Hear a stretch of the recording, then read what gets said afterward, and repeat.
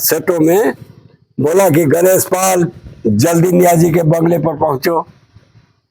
तो अब गणेश पाल जो है जीप तो थी ही जी। और हमारे साथ 10 सैनिक उसमें थे। जी जी। अब वो 10 को लेकर के जीप को लेकर करने के बाद दोनों हाथ सिलेंडर, अरोड़ा जैसा पीछे। कि मित्रों, आज बांग्लादेश पुनः सुलगने की स्थिति में है और सुलग रहा है। इंडियन आर्मी ने 1971 जब 3 दिसंबर 1971 को पाकिस्तान ने अपने नाकामयाब मंसूबों से हिंदुस्तान पे जब 11 एयरवेजों पे आक्रमण करता है, तब जाकर के हिंदुस्तान जगता है और तत्काल प्रधानमंत्री इंदिरा गांधी रेडियो से मैसेज करती हैं हिंदुस्तानियों को कि आज हिंदुस्तान हमारा खतरे में है और हिंदुस्तान पे पुनः आफत आई है, तो धैर्य रख करके हमें इसका जवाब देना होगा। इसी क्रम में उन नौजवानों को लगाया गया, उन सैनिकों को लगाया गया कि बांग्लादेश पे हम कैसे काबू पाएं और पाकिस्तान को किस परिस्थितियों में जवाब दिया जाए।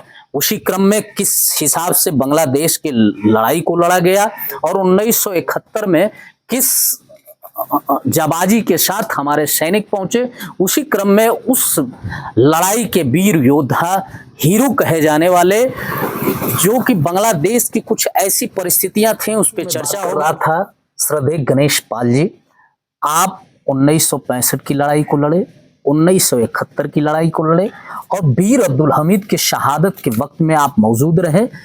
सीधा मैं आपसे बात करता हूं बाबूजी, बांग्लादेश की लड़ाई को बखूबी आपने लड़ने का काम किया था और जहां तक मुझे ज्ञात है कि उस समय के जनरल नियाजी को गिरफ्तारी करने की भी जिम्मेदारी आपके ऊपर आई थी। तो बाबूजी, उस समय बांग्लादेश की लड़ाई को लड़ने के लिए हमारे कितने सैनिक लगभग वहां पहुंचे होंगे? एक डिब होता है जी। कम से कम उस एक डिब के अंदर 15-16 हजार सैनिक होते हैं। जी जी। तो जब डिब लड़ते लड़ते जब चला गया आगे, जी जी, और ये हुआ कि अब कामयाबी नहीं मिलेगी क्योंकि आगे दलदल मिल गया, तो न तो हमारे टैंक जा सकते हैं न तो हमारी गाड़ियां जा सकती हैं। लेकिन जब देश पर कोई भी आफत आती है तो तीनों सेनाएं अपनी अपनी तैयारी करती है। पैरा वाले पैरा के करेंगे कि कब जरूरत पड़ जाए, नेवी वाले नेवी की तैयारी करेंगे कब हमारी जरूरत पड़ जाए।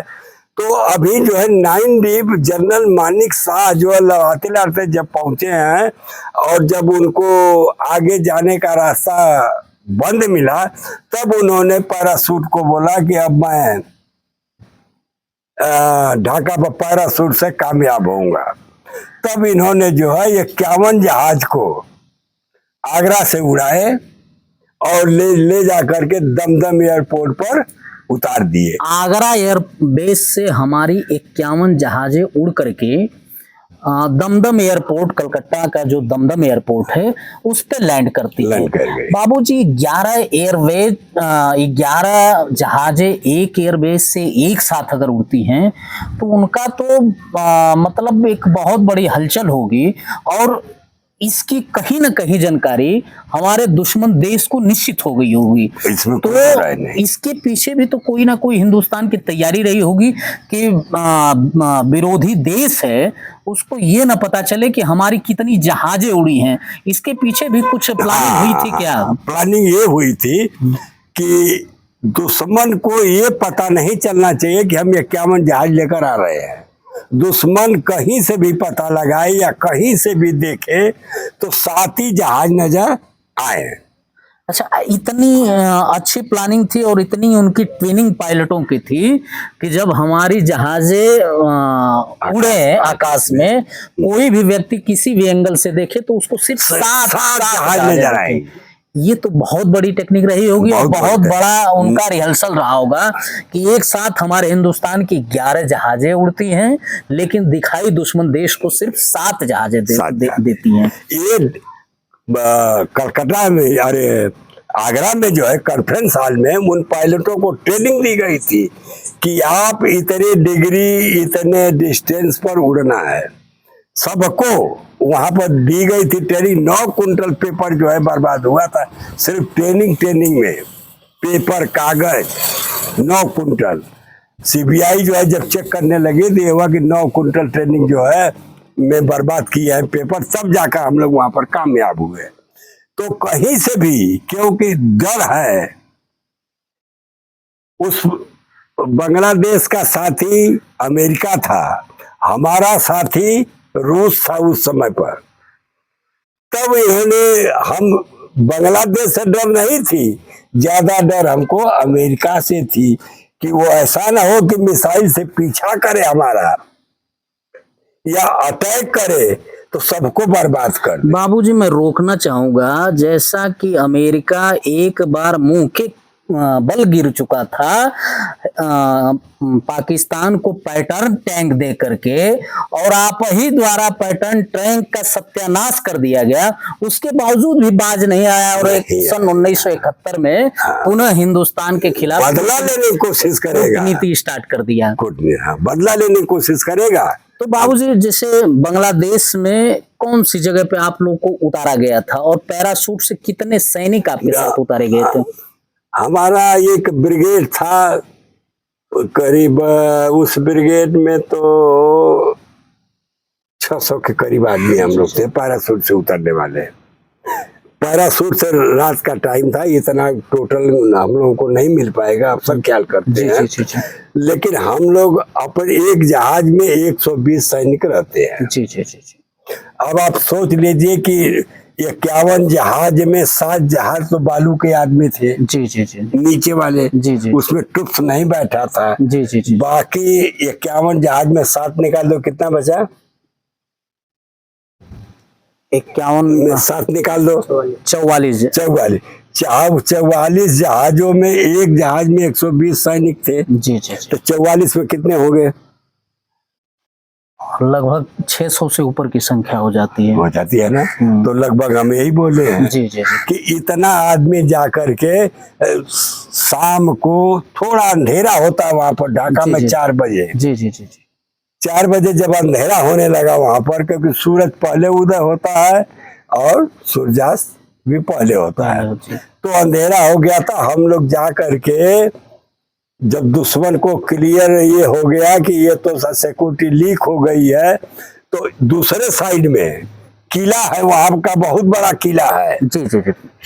किले के सामने हम लोगों को पूर्व पश्चिम साइड में कूदना था, लेकिन जब सिक्योरिटी लीक हो गई तो पूर्व साइड में जाकर। अच्छा, ये सिक्योरिटी आपकी लीक हो चुकी थी कि आपके 7 जहाज नहीं 51 जहाज उड़ गए हैं? हाँ, उड़ रहे हैं। ये सिक्योरिटी लीक हो चुकी थी, जिसके लिए आपको अपना पैतरा बदलना पड़ा।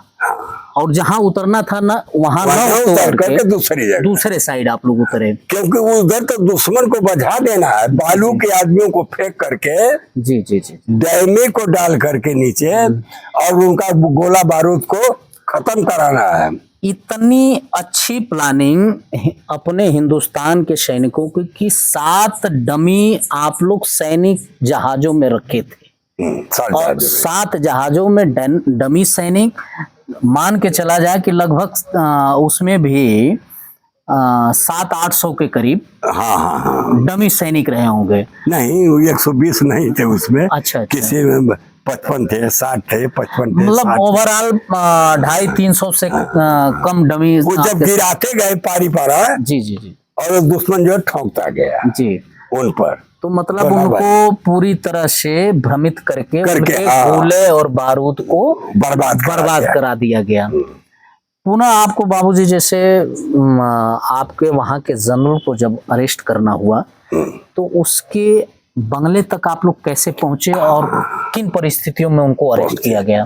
ऐसा था कि सबका लोकेशन दिया हुआ था। जी। जितने 6-7 हजार आदमी कूदे हैं वहां पर। जी। तो सबका लोकेशन, ये नहीं है कि हमको यहाँ छोड़ दिया तो उनको वहां छोड़ना है। उनको वहां छोड़ना है जहाजों को। जी पैराशूट से। बिल्कुल। तो जगह जगह पूरा ढाका में जो है छोड़ दिए गए। तो जहाँ नियाजी का बंगला था, जी अब वही से खबर आई कि न्याजी को सुबह ठीक 6 बजे अरेस्ट करना है। जी जी टाइम दिया हुआ था न्याजी को। जी जी तब न्याजी जब हमको 4:30 बजे पता चला और ये आवाज आई सेटों में, बोला कि गणेश पाल जल्दी न्याजी के बंगले पर पहुंचो। तो अब गणेश पाल जो है, जीप तो थी ही जी जी और हमारे साथ 10 सैनिक उसमें से। जी जी अब वो 10 को लेकर के, जीप को लेकर के न्याजी के बंगले पे पहुंचे। वहां पर जाकर पहुंचे तो सीनियर अधिकारी बोला कि गेट के बाएं साइड आप हो जाइए, गेट के दाहिने साइड ये हो जाए। जी तो एक राजस्थान का जो है जी जी हो गए दोनों मूछ वाले, जी जी क्योंकि एक इमेज बनाना है। बिल्कुल बिल्कुल इमेज बनाना, और वो इससे होता कुछ नहीं, लेकिन ये होता है ना कि भाई इतने हट्टे कट्टे सैनिक है, हैं, उनके में एक दहशत हाँ, दहशत पैदा मेन पैदा कर। मकसद था आपका। लेकिन उसकी गार्ड, न्याजी की गार्ड, जी। न्याजी के सब आदमी अरेस्ट हो चुके हैं। बिल्कुल। वहां पर बिल्कुल खाली है, न्याजी के इर्द गिर्द कोई नहीं है। जी जी जी लेकिन न्याजी जो है बैठा हुआ था जिस समय टेबल पर, जी जी तो हिस्ट्री लिख रहा है। जी जी जी इतना अपना छाती का हिस्सा जो है जी टेबल पर लटक करके लिख रहा है। जी जी जी तो हम लोगों को शक हुआ जी जी कि कहीं ऐसा तो नहीं है कि टेबल के नीचे जो है ये बम लगा रखा हो, जी जी जी शक्तिशाली बम, जी जी जो कि टेबल सही तो उसको उठाए और कहीं फेंक दे। तो हम लोग ये हुआ कि उसके यहाँ निशाना लिए हुए थे छाती पर, जी जी और यहाँ तक कि आई बार हिलती नहीं थी हम लोग की, एकदम पलक नहीं भाजना है, क्योंकि कब क्या हो जाएगा बड़ी खतरनाक है। इतना अलर्ट रहते हुए जब हमारा जनरल अरोड़ा और जनरल भवानी सिंह, जी जब ये दोनों पहुंचे हैं और हम लोगों को ये कहते हुए जा रहे हैं, देखिए हम लोग अगर फायर करेंगे तो उनको मालूम है कि इनकी गोली निकसेगी तो वहां उसके छाती में जाएगी, तो हमको किधर से जाना है, कैसे जाना है कि अगर मान लीजिए कहानी बिगड़ गई तो हम लोग तो गोली खाएंगे नहीं, हमको बचना है। इसलिए वहां पर मार्किंग की गई थी कि आप यहाँ रहना है, आप यहाँ रहना, आप यहाँ से फायर करना, हम ऐसे जाएंगे। जब ये न्याजी के पास जाने लगे तो भवानी सिंह के शब्द निकले कि ऑलवेज अलर्ट। अब इतना कहने में हम लोगों का होश गुम हो गया जी जी जी कि हो, इसका मतलब सही बात है, नीचे बम होगा। और उसके छत के ऊपर जहाज उतरी हुई है, लैंड कर गई है, उसको कैद करके ले जाना है। बिल्कुल बिल्कुल। तो जब भवानी सिंह और अरोड़ा पहुंचे हैं, ये तो सब एक ही क्लास के हैं, पढ़े लिखे। जब भवानी सिंह बोले सर यू आर अरेस्ट,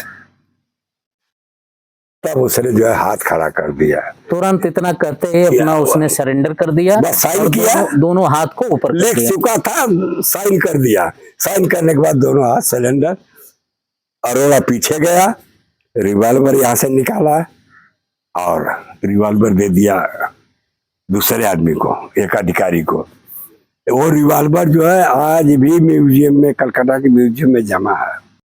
उम्मीद करूंगा मित्रों कि वीडियो आपको पसंद आई होगी। अगर वीडियो आपको पसंद आई हो दोस्तों, तो वीडियो को लाइक करें, शेयर करें और मेरे चैनल को सब्सक्राइब करने की कृपा करें।